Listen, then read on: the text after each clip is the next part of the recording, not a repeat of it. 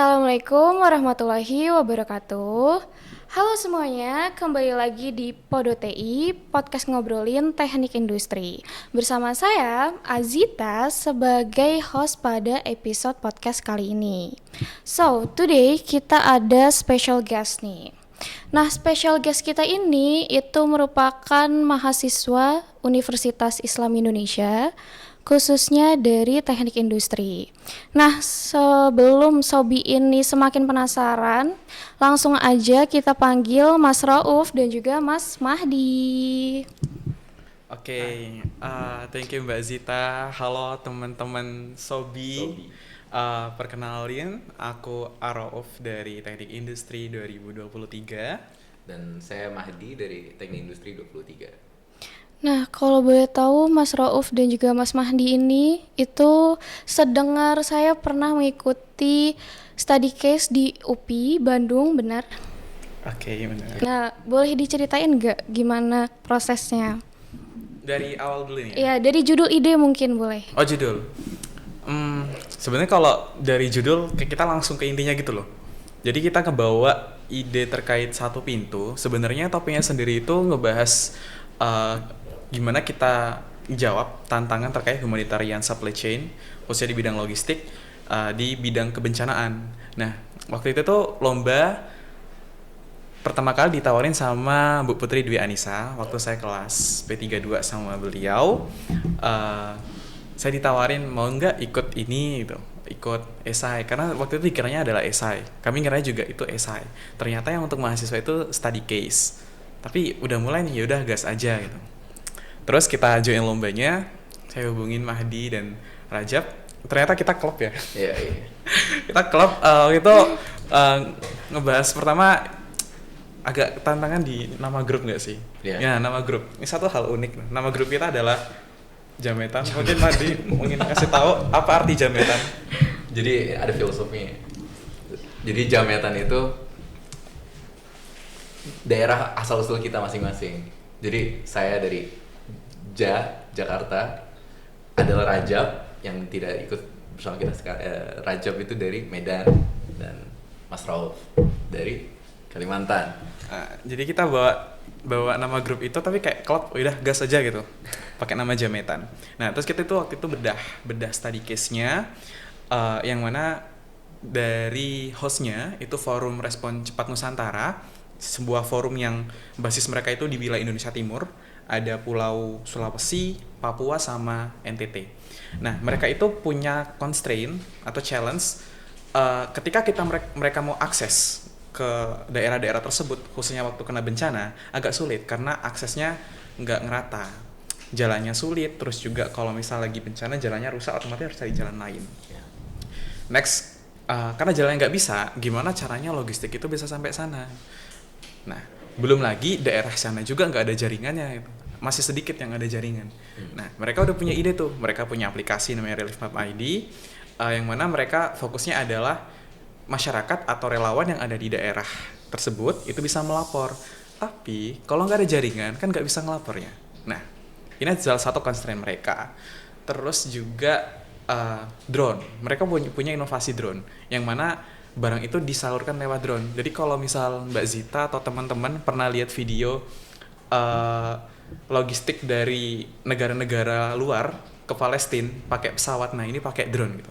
Cuman kalau drone itu nggak bisa banyak ya, kalau nggak salah 15 kilo Maksimum. Nah maksimumnya 15 kilo.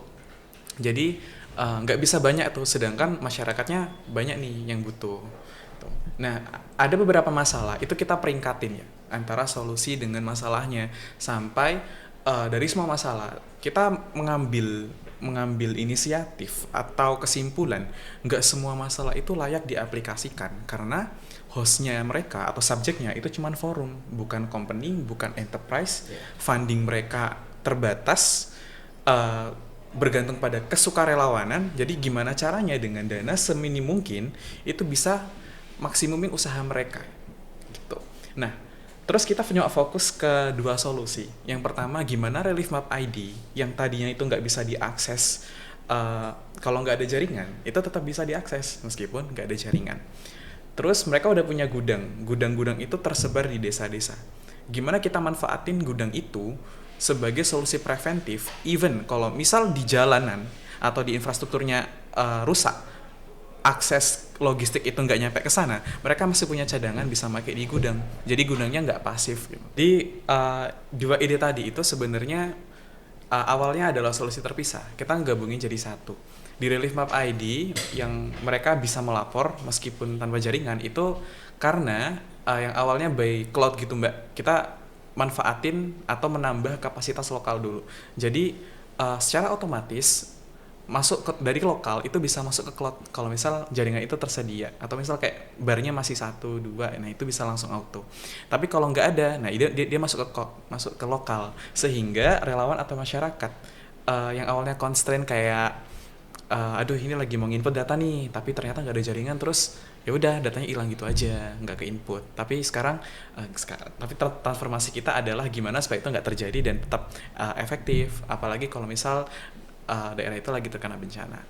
Nextnya itu gudang. Sebenarnya Dewan Juri sendiri itu cukup tertarik dengan ide gudang, bahkan dari presentasi terus kemudian juga koreksi dari proposal itu interestnya ke gudang, itu attentionnya ke gudang.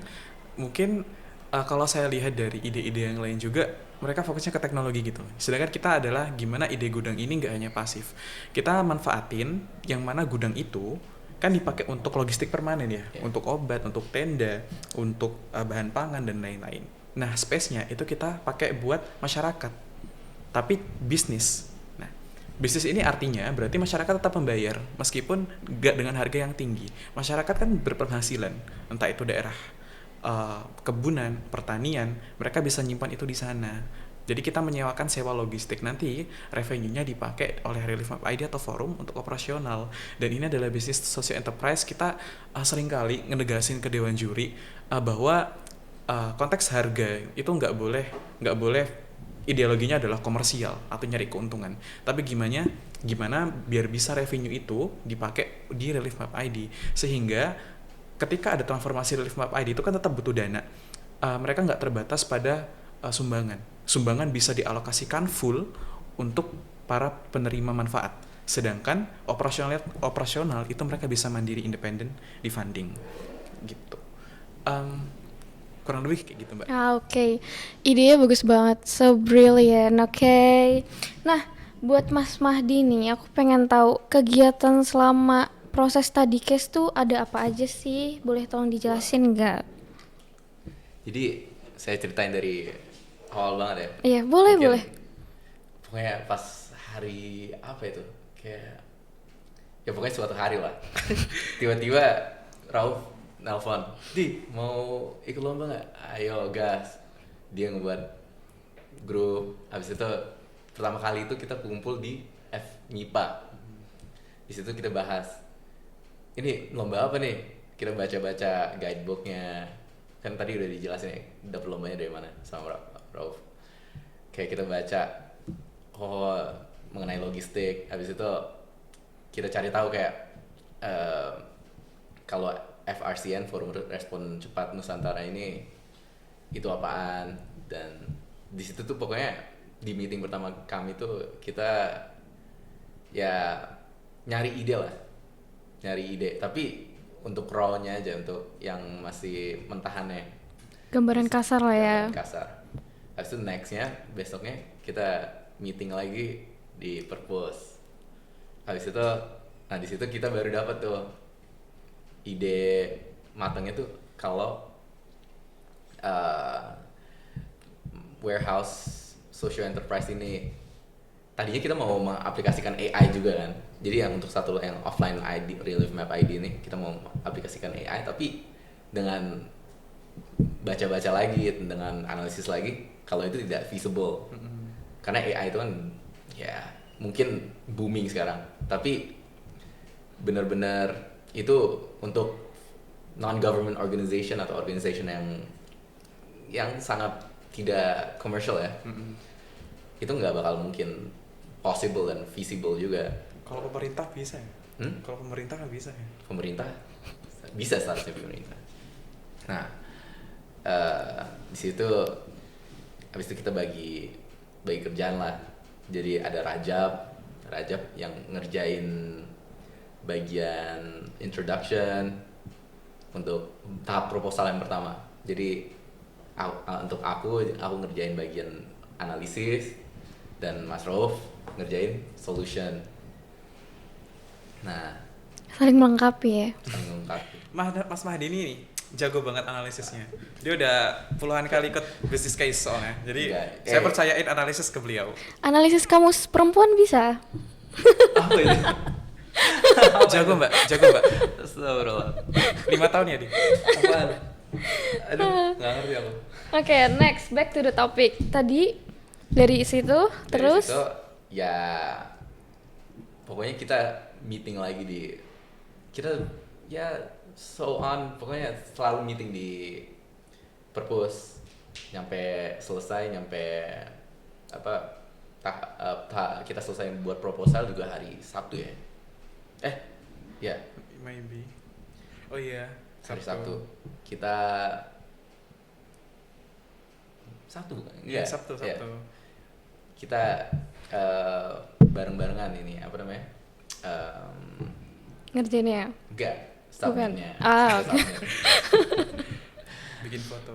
Ya, habis itu kita pokoknya setiap meeting tuh kami foto terus. Kami selfie bareng kayak untuk dokumentasi lah. Untuk jedek-jedek sebenarnya.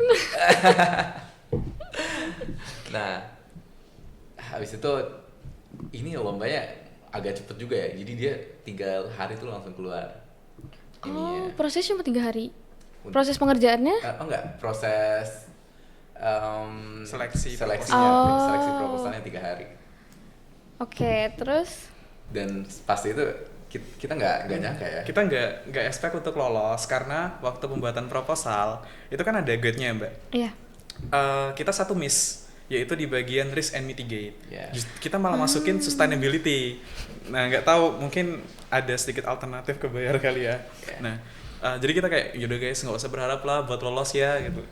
Nah waktu pembukaan final alhamdulillah ya masuk juga. Alhamdulillah dapat Di luar ekspektasi ya. Itu ekspektasi. dan hari Senin ya kita pokoknya hari Minggu malam ya Mm-mm. dia keluar. Iya, kan rencana Senin atau Selasa itu kita bimbingan kan sama Bu Nisa. Waktu setelah keluar hasil proposal, terus bimbingannya jadi hari Kamis. Ya pokoknya gitulah. Dan selanjutnya ya pas sudah keluar tuh kita lolos, wow gokil juga. Habis itu Langsung JJ nggak tuh, langsung JJ? belum ini kan masih belum menang. Habis Baru itu proposal ya, baru proposal. proposal. Dapat top 6 dari sekian. Nah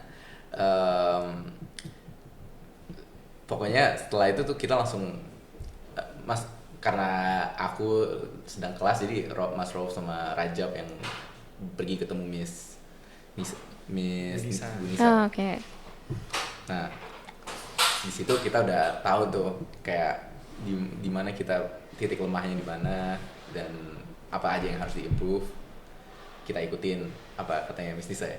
Dan real itu ngebantu banget apa yang disampaikan Ibu Anissa, analisisnya beliau, termasuk tadi yang kita miss risk and mitigate, bener-bener ditanya sama juri. Yeah. Kita waktu sebelum presentasi kita diskusi di FMIPA, Yeah. yang kita bakal kita bagi tugas nih, satu anak harus bikin 10 pertanyaan ngececar 2 orang lainnya gitu. Dan itu benar-benar ngebantu. Itu ngebantu banget karena pertanyaan yang keluar itu ya benar-benar keluar di hari H. Ya. Berarti total 30 pertanyaan? Kita Enggak. ya, kita bikin 30 pertanyaan. Iya kan? Kita buat Waktu 30 latihan. 30 pertanyaan. Oke, terus? Dan ya ada 2-3 pertanyaan keluar ya di pas presentasi akhirnya. Ya mungkin itu aja sih kegiatannya kami itu aja lah. Kegiatannya ngumpul, ngerjain, selfie, jedak-jeduk ya? Iya, kadang-kadang cerita masalah hidup juga. Oh, oke. Ada yang cerita, oh, aku sampai sekarang masih langgeng nih. Oh. Ada yang cerita aku lagi suka sama orang nih. Ada aja. Iya nggak Di? Iya. Oke, aku pengen nanya, kan dari permasalahan yang diambil, terus ada bencana juga di lingkungan tersebut kan. Itu kira-kira tantangannya tuh apa aja sih? Tantangan pas ngerjain mungkin juga bisa, tantangan pas riset juga bisa. Eh, kita tuh susah nyari datanya karena kami nggak hanya pengen datanya general gitu, karena ini forumnya kan based on Indonesia Timur. Kalau kita full Indonesia, kita bakal gampang ngejudge sekian ribu korban, karena kan data itu terhimpun secara nasional di BNPB atau BEM, atau di tim SAR ya. Sedangkan ini hanya di Indonesia Timur. Gimana ya kita cara kita nyari Indonesia Timur aja? Kita harus ngebedah BPS-nya satu-satu, BNPB-nya satu-satu, berita. Jadi nggak hanya fokus ke data resmi juga, Mbak. Kita sampai ulik, oh beritanya sekian persen nih. Jadi meskipun pada akhirnya saat presentasi kita belum benar-benar puas, kita belum dapat data yang fix, tapi kita punya gambaran yang bisa kita kasih ke Dewan Juri. Dari 12.000 desa yang belum punya listrik di Indonesia, atau 3.300 desa terkena bencana, kita masih bisa ngasih gambaran, Bapak Ibu sekian desa itu di Indonesia Timur. Jadi kita nggak kosong ketika menyampaikan presentasi, sehingga agak seneng ya urgensinya benar-benar ada di ide itu. Oke. Ini pertanyaan terakhir. Kira-kira kesannya selama mengikuti program ini, terus juga pesannya juga buat para sobi yang mungkin nanti akan mengikuti study case di 2026 kalau memang sudah diadakan tuh bisa diberikan, Cuk. Mungkin Mahdi dulu. Mas Rauf lah. Mahdi dulu. Karena Mas Rauf ini dia Mahdi dulu. paling banyak. Jadi dia udah menang banyak-banyak study Doesn't case. matter, ayo Mahdi dulu. Kalau menurutku ya, mungkin Ini kesannya dulu, coba kesannya dulu. Kesannya. Kesannya dulu selama ini. seru banget sih. Karena Rauf dan Rajab Ketemu teman baru ya. bukan teman baru. Kita udah pernah lomba bareng tahun lalu. Sefrekuensi. Kalau kita udah dari awal banget Oh, dari semester 1 malah. temenan Tahun ya. lalu. Oh, Iya, oke. temenannya. Sebelumnya musuhan berarti? Sebenarnya nggak kenal. Ya karena Mas Rauf sama Rajab ini jadi kayak kesannya ya seru lah, karena kita pas kerja juga bukan kerja aja, kita ngobrol segala macam dan jadi lebih santai. Dan Rauf ini enak banget dijadiin tim itu. Dia nggak perfeksionis loh, dia tuh pokoknya Over. santai dan jago banget pasti, dan solid. Kerjaannya nggak bohong, kerjaannya bagus cok. Real ya, real. Ya, Oke. Buat Pesan? Mas Rauf? Pesan? Oh, pesannya dulu. Oke. pesan kayak gimana Pesan untuk sobi-sobi. untuk teman-teman sobi-sobi? Aku nggak punya pesan, sama kali menangku. Nice. Kameranya rusak. Nggak. Oh. Oke, ayo pesannya. Mungkin pesannya akan dijawab oleh Mas Rauf. Oke, boleh Mas Rauf kesan dan pesannya deh. Kesannya, sebenarnya alhamdulillah karena kita ikut lomba ini kan Di luar let's ekspektasi. learn aja gitu, let's try. Aku sama Hadi berkali-kali ikut lomba business case itu, kalau berkaitan sama case itu agak sulit ya, gagal. Takutnya apa yang kita pikirkan dengan reviewer atau judges tuh beda, tapi let's get learn aja lah, coba gitu. Nah terus Mahdi orangnya enak banget diajak kerja. Dulu waktu kita pertama kali lomba kita agak susah ngadaptasiin. Ya cuman karena Kan udah itu lagi ulangan. udah saling pulang juga kan. Nah tapi karena udah tahu oh gini model kerjanya Mahdi, terus Rajab juga orangnya enak banget, dia punya semangat, jadi semuanya berjalan dengan sangat baik. Khususnya terima kasih juga buat Ibu Nisa. Ibu Nisa bener-bener ngasih insight yang itu ngebantu kita waktu presentasi. Bahkan apa ya, Ibu itu punya pengalaman kan berdasarkan lapangan ya, sedangkan kita mungkin kurang di sana. Ibu punya point of view yang seakan-akan mengandaikan gimana sih kira-kira nanti pemikiran dari judges atau dari BNPB, dan itu ngebantu kita waktu bisa berhasil menjawab di pertanyaan Dewan Juri. Untuk pesannya, teman-teman kalau ikut lomba tuh sebenarnya bergantung juga sama tim, tapi kembali ke diri kita mau atau enggak. Terus aku yakin sebenarnya kapasitas mahasiswa tuh baik banget kok yang potensial di teknik industri. Hanya aja mungkin uh, kesulitan mendapatkan akses peluang itu. Jadi aku yakin peluang itu ada di mana aja, jangan lupa untuk ngambil. Dan nanti kalau misalnya mau ngajak lomba ada Mahdi, dia jago banget guys, bisnis Ada case Rolf. bareng dia, oke? Nah, Mana ada. so jangan pernah takut buat nyoba. Even kalah, ya itu berarti kita lagi berproses. Semangat. Oke. Terima kasih buat Mas Rauf dan juga Mas Mahdi yang sudah meluangkan waktunya kepada para Sobi untuk memberikan ilmu, pengalaman, wawasan yang mungkin nanti Sobi bisa mengikuti di Studycast 2026 yang mungkin juga diadakan mungkin dari universitas lain juga bisa ya. Ya, banyak kok. Iya. Nah, buat para Sobi, terima kasih juga sudah menonton podcast ini hingga akhir. Jangan lupa untuk di-follow, di-like, subscribe, komen, dan jangan lupa untuk dibunyiin lonceng notifikasinya. Sekian aja, terima kasih. Wassalamualaikum warahmatullahi wabarakatuh. Bye semuanya.